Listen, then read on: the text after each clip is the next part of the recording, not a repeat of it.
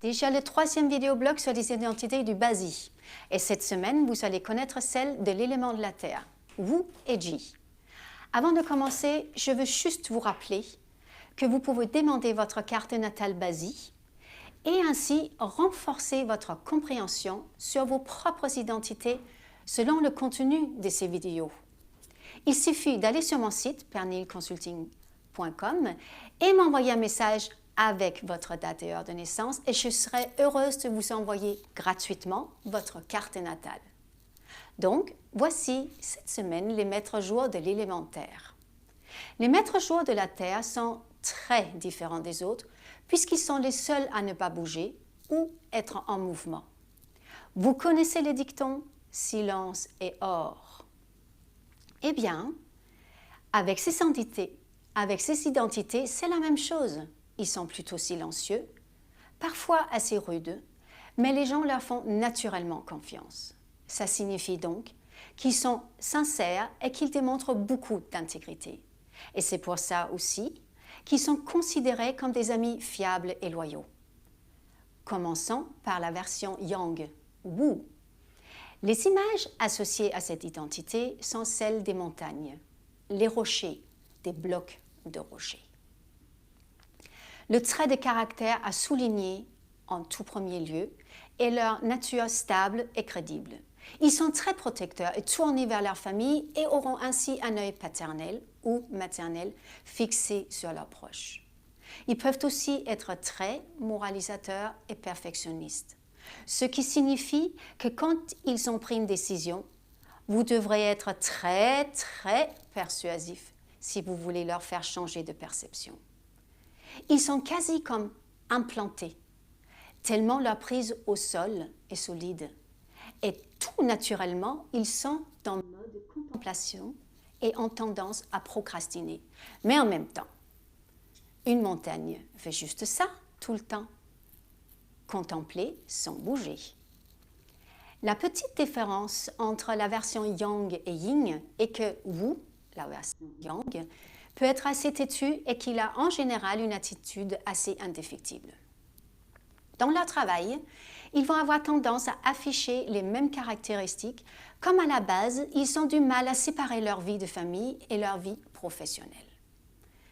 Leurs collègues peuvent les percevoir comme inflexibles et intraitables. Et en même temps, même au travail, ces maîtres jours sont protecteurs et n'entreprendront rien qui pourrait nuire aux autres volontairement. En affaires, les identités Wu sont en général guidées par leurs sentiments et ressentis. Ils peuvent aussi être assez lunatiques et n'écouteront qu'eux-mêmes. Du coup, pour être capable de voir les choses sous un autre angle, ce serait important de montrer un esprit plus ouvert. Le conseil pour une personne Wu qui souhaite changer et avancer serait de écouter, apprendre et observer, regarder comment les choses fonctionnent et comment les autres font. Alors, qui sont nos célébrités Wu?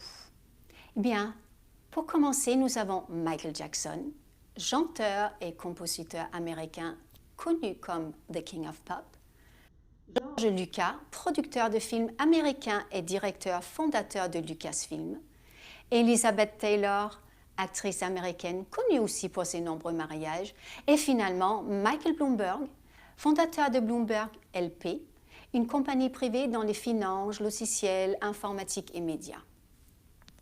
Pas si mal si on regarde bien pour des personnes qui sont perçues comme des procrastinateurs par les autres.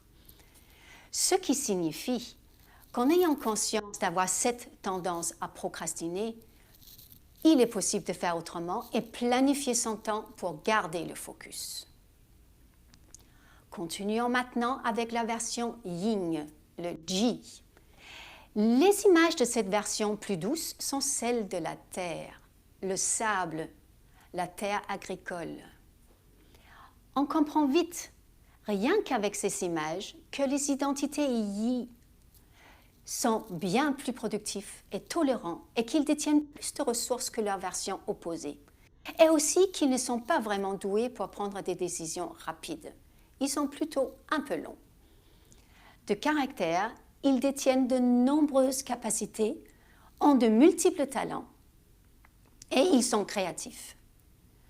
Tout comme la terre qui reçoit la semence de toutes sortes et qui peut faire grandir et pousser une multitude de plantes. Ce qui signifie qu'ils sont non seulement créatifs, mais également prévenants. Ils prennent soin des autres. Pour la plupart, ils ont une bonne mémoire et ils sont assez instinctifs. Ce sont aussi des personnes qui savent profiter de la bonne vie. Au travail, ces personnes G préservent leur attitude agréable. Ils sont attentifs et prennent soin des autres. Ils sont organisés et ils ont ce petit truc pour réunir et créer des équipes et feront ainsi de bons leaders.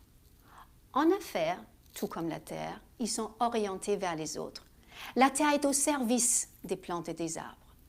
Ainsi, les personnes G vont souvent s'instruire et accumuler des connaissances académiques. C'est une de leurs manières de progresser. Et n'étant pas aussi indépendants que la version Yang, ils préfèrent le travail en équipe et ils adorent négocier et conclure des ententes. Le conseil pour leur développement personnel, professionnel, serait d'apprendre à avoir confiance en eux, renforcer leur capacité aux connaissances pour réunir des ressources et aussi d'apprendre à aider et être au service des autres. Ne sous-estimez pas ou surestimez pas ceci. Ce n'est pas parce que l'on est au service des autres que l'on est utilisé. Prenez-les plutôt comme ceci. Il vaut mieux être utile que inutile. Et maintenant, le moment des célébrités G. Pour commencer, Donald Trump, président actuel des États-Unis, ancien homme d'affaires, personnalité mondaine et de télé. Harry Onassis, armateur grec. Barack Obama, 44e président des États-Unis et le premier président de couleur. Abraham Lincoln, 16e président des États-Unis. Et Nina Wong. À son décès en 2007, c'était la femme d'affaires la plus riche en Asie. C'est quand même une liste assez longue de présidents américains, ce qui signifie peut-être qu'un des traits utiles pour endosser ce rôle prestigieux serait d'avoir un bon feeling, un instinct pour inspirer confiance. J'espère que vous avez aimé cette troisième partie autant que j'ai eu plaisir à la partager avec vous.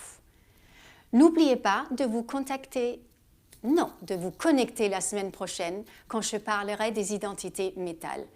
Et au fait, pensez aussi à mettre un like et à partager ce vidéoblog avec vos relations. Jusque-là, prenez soin de vous.